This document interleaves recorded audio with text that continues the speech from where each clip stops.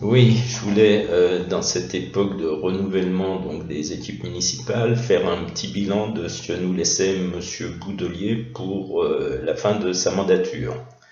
Alors, il nous laisse trois lourds dossiers. Le premier dossier, c'est le port de Bretignolles. Donc, il a accepté que les Ilérois participent au financement de ce port, qui est ruineux pour toute la communauté de communes, qui est probablement inutile et qui ne fera que des pertes, sans parler du désastre écologique. Donc, l'opposition politique s'est affirmée ces derniers temps à l'occasion de cette élection municipale. Nous, le Rassemblement vendéen, on a toujours combattu ce projet et le préfet nous a, semble-t-il, entendu puisqu'il vient décider qu'il fallait en fait maintenant revenir à la raison et qu'il fallait geler ce projet jusqu'à ce que tous les recours judiciaires soient purgés. Donc c'est une première victoire. La victoire finale, elle ne pourra être obtenue que si nous avons la majorité à la communauté de communes, c'est-à-dire que si vous votez pour nos listes à Saint-Hilaire-d'Oriez, à Saint-Révérend et à Bretignolles, pour que nous puissions donc diriger la communauté de communes vers une autre option. Donc ça, c'est le premier dossier lourd que nous laisse Monsieur Boudelier. Alors il y a un deuxième dossier qui impacte beaucoup de nos concitoyens à Saint-Hilaire, qui sont fort mécontents, c'est le PLU. Donc plusieurs personnes, enfin de nombreuses personnes même, se sont vues geler des terrains et ces terrains ne pourront être utilisés que pour y construire des immeubles de 3 étages.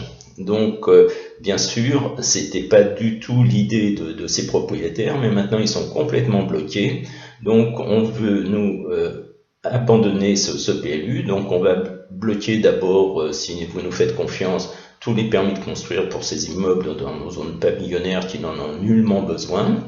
Et ensuite, on refera un nouveau PLU pour pouvoir avoir un développement harmonieux de notre commune. Donc ça, c'est le deuxième problème. Et alors, Monsieur Boudelier nous a particulièrement gâtés.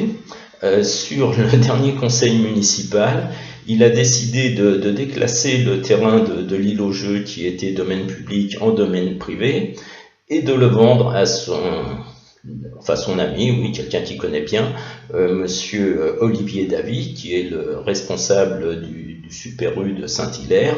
Il lui vend à 161 € le mètre carré, ce qui semble être un prix tout à fait amical. Donc ça, c'est la première chose. Deuxième chose, c'est pour y faire un centre commercial. Donc à notre avis, c'est pas la priorité.